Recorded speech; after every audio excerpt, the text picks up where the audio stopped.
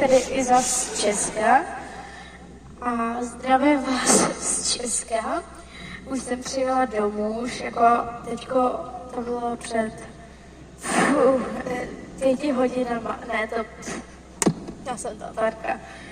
To bylo už před další dobou, už před 17 hodinama. Jo, před 17 hodinama jsem teda přijela domů.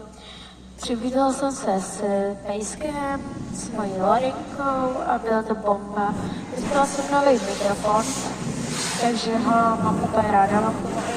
Mám k němu i takhle bedínku. Jako takhle bedínku. Jo.